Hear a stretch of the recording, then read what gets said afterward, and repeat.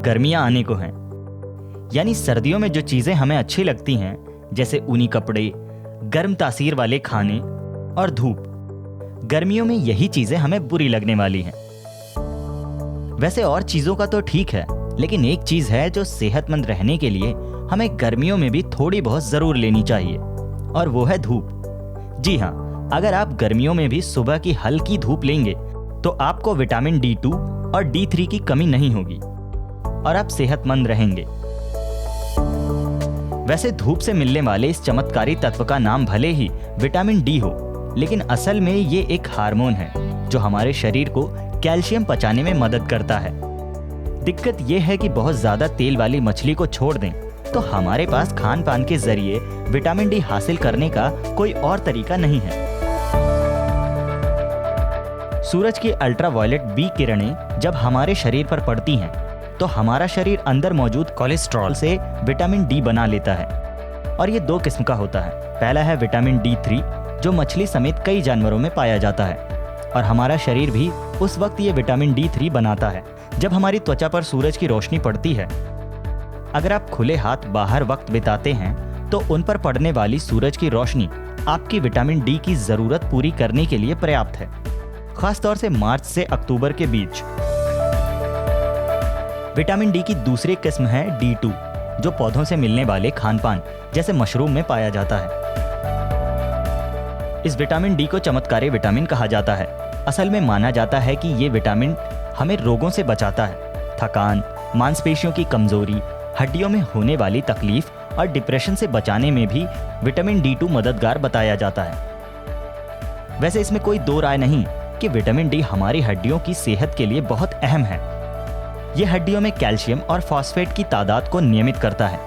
यही वजह है कि जिन लोगों के शरीर में विटामिन डी की कमी होती है उन्हें विटामिन डी की गोलियां खाने की सलाह अक्सर दी जाती है। विटामिन डी की कमी से होता क्या है? शरीर में विटामिन डी कम होने पर मांसपेशियां कमजोर होती हैं और ज्यादातर लोग थकान का शिकार होते हैं। वो हरदम थकान महसूस करते हैं। विटामिन डी कम होने से हमारा शरीर पूरी ताकत से काम नहीं कर पाता।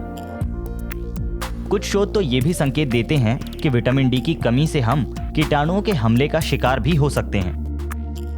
कुछ लोगों का मानना है कि डिप्रेशन में विटामिन डी एक दवा के रूप में काम करता है। सूरज की रोशनी में कुछ वक्त बिताने से हमारा मूड बेहतर होता है। इसका ये निष्कर्ष निकाला जाता है कि विटामिन डी हमें डिप्रेशन से लड़ने में मदद करता है। लेकिन डिप्रेशन का विटामिन डी से सीधा संबंध है, ये बात अभी रिसर्च से पक्के तौर पर साबित नहीं हो सकी है। असल में सेरोटोनिन नाम का पिगमेंट होता है जिसका संबंध हमारे मूड से होता है, जो हमें सूरज की रोशनी से मिलता है। इसी तरह नींद को नियमित करने वाला पिगमेंट मेलाटोनिन भी हमें विटामिन डी के जरिए हासिल होता है। इनमें से किसी की भी कमी हमारे अंदर डिप्रेशन वाले लक्षण पैदा करती है। यहाँ ये ध्यान रखें कि हमारे लिए विटामिन डी जरूरी तो है, लेकिन अगर आपकी सेहत दुरुस्त है तो आपको विटामिन डी के सप्लीमेंट लेने की जरूरत नहीं है। तो ऐसे में सवाल ये भी है कि एक व्यक्ति को कितने विटामिन डी की जरूरत होती है।